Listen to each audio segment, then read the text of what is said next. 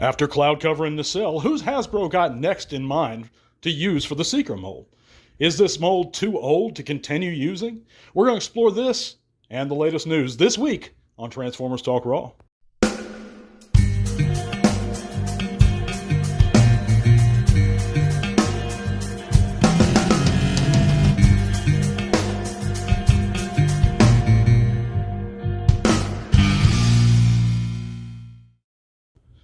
So, we're going to get into how far is Hasbro willing to push the Seeker mold this week. And this is a subject, guys, I've been thinking about a good bit. You know, this old mold first appeared back in 2019, of course, when we got the Siege Starscream mold. And it's a mold that we've wanted for so long, a true Voyager Seeker mold. So it was like a dream come true for me personally. And I have no problem with them still using this mold. They can use those molds, the Earthrise Seeker and, of course, the Siege Seeker molds for another 10 years, and I'd be happy with it. I think it's a great mold. It hasn't aged much at all, in my opinion. I don't even see many signs of mold degradation.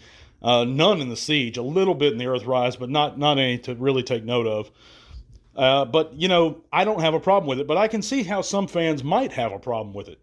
I mean, you got guys who say that the Kingdom and the Siege Ultra Magnus have become dated and that we need a new up. That's one of their arguments of why we need the Studio Series 86, you know, because the Siege isn't quite Earth mode, but those molds have aged a little bit. They're a few years old now.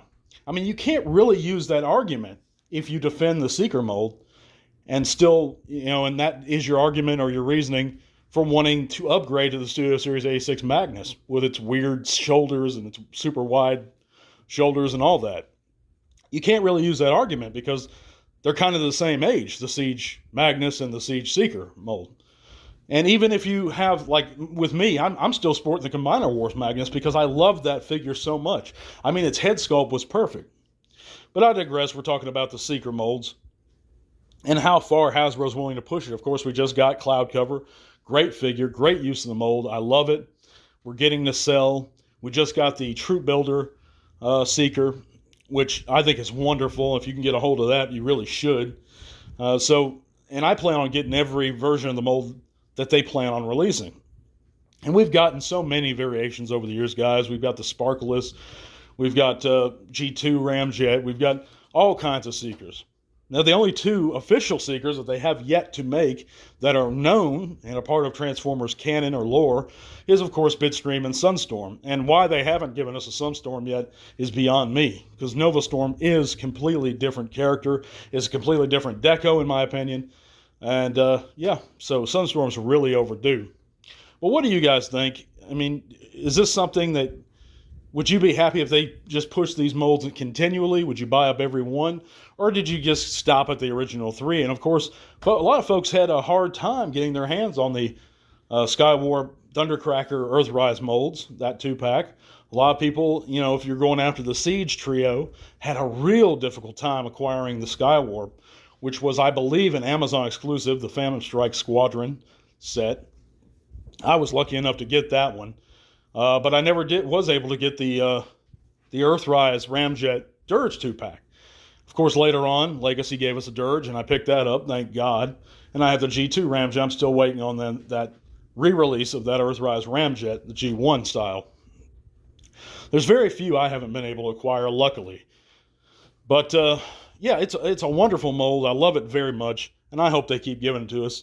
Let me know in the comments what you guys think, guys. And thank you for listening to this weekend edition of Transformers Talk Raw, by the way. It's been a long work week. I'm here to help you unwind a little bit. I'm your host, Matt. Before we get into the news, guys, let's have a word from our sponsor. Let me take a moment to let you guys in on the newest, coolest spot to shop online for all your Transformers needs, Planet Toys. With great customer service and fast shipping, not only do my friends at Planet Toys carry a wide selection of Transformers, both new and vintage, but the guys at Planet Toys are trustworthy because they're fans and collectors, just like us.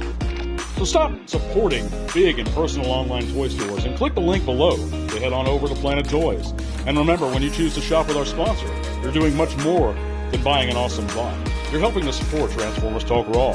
So click the link below and head to Planet Toys now. And big thanks to our sponsor, Planet Toys, for continuing to provide our giveaway figures. So this week in the news, we got a lot to cover, guys, a lot of stuff that happened. Of course, I'm not going to cover every bit of news, only the news that I deem worthy. So first up, let's go to our sightings. Of course, we have the RID tow line that's now in Canadian retail, so you lucky guys up in Canada, let us know if you've seen him in your locales lately. We also have the Legacy Wave 7 Deluxe Shadow Striker in the UK, and the Shattered Glass Grimlock in Australia. So all you guys keep an eye out for those figures if you're after them. But yeah, that tow line looks great. I'd love to get my hands on him. I know I believe he has been found here in the US too. But we also have in-hand pictures of the Rise of the Beast Studio Series Mirage. He looks really good for what he is, guys. I know a lot of folks are excited about this figure. If you're into the Rise of the Beast, this vehicle mode looks beautiful. Of course, it's not that traditional G1 style Mirage. It's a whole different character, in my opinion. But it is a beautiful figure for what it is. And of course, I like Pete Davidson as an actor. I was glad to see him in there. But let me know what you guys think in the comments. But moving on to our next bit of news, we have TFCon Orlando guest Richard Newman, of course, is the voice of the Rhinox and Beast Wars, Tank Horn Beast Machines, and a couple others. And of course, TFCon Orlando is going to be October 20th through the 22nd. So you guys who are able to attend, hope you guys can get in. We also know that BotCon is being held this weekend, and we hope that everybody has a blast out there. I have a couple friends that are able to make it out there, but I believe that's in New Jersey this year. But anyway, Skybound Comics has a new 4-page preview that's available to view online of their upcoming comic now that they have the license for it. And this looks really cool, guys. The art is fantastic. Hopefully the story is as equally as fantastic. I haven't had a chance to look at this, but I'm going to actually as soon as I'm done recording here. Well, we also have some adult and boys retro G1 Megs and Starscream costumes that are going to be available for purchase this year. If you guys celebrate Halloween, you plan on dressing up, or if you'd like to cosplay at a convention, now you can do so as a really kind of dorky looking version of Megs and Starscream. Although I think the Starscream's a little bit better, but the Megs, man, I don't know.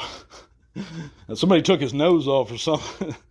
But let me know in the comments what you guys think. We also have of course, the big news, the Studio Series 86 Ultra Magnus, Frenzy, and Ratchet went up for pre-order yesterday, pretty much everywhere. I believe a lot of them are sold out on Pulse, but you can check Amazon, a couple other places. See if you can't get a hold of them. If you're into pre-orders, I never have. Well, I used to be years ago. Gave up on them. They consistently disappointed me when folks canceled pre-orders or packages arrived late, or you never knew when they'd take out the cash for your card. It was all kinds of problems. They'd show up damaged. So I'm more of, I wait until the stuff shows up either on eBay or on the big online stores, and then I'll purchase them that way when they become in stock.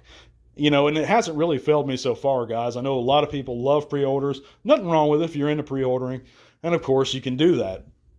But I've never found that it served me very well for a number of reasons. I just like to wait till somebody has them in hand. You're basically buying promises. So it's basically the early Star Wars early bird set done all over again and again and again with these pre-orders. And, of course, they get pushed back all the time. And I'm not all about it. I'm really not, guys. But if you are, nothing wrong with that. But that's going to be it for the news that I'm going to cover this week, guys. Of course, let me know in the comments what you guys think. Also, we had somebody do our last giveaway for the G2 Legacy Laser Cycle. He won it, and then I gave him well over 7 days, well over a week. I usually give folks a week to claim their prize. Tried reaching out to him multiple times, so I said, to hell with it, I guess I'll redraw for the winner. And our good friend Dennis Malton actually won, GotBot. So I've sent him his prize. We're going to have another giveaway real soon, guys. And if you'd like to see those giveaways continue, consider supporting us in the comments. Of course, you can check out all those cool links in the description below. It's going to take you to all kinds of cool stuff, including our Facebook group, where you can come chat bots with us, share your own channels or pages, whatever you like. You can also help support the podcast on Patreon. And if you become one of our patrons at any tier, guys, it's going to give you a bonus entry into every giveaway we do. And we do one each month, thanks to our sponsor, Planet Toys. Check them out also, guys. They're in the description. Thank you for listening, guys. Love you guys. We're going to be back next week. Tell all are one. This podcast is made possible thanks to the support of great people like you. Thank you.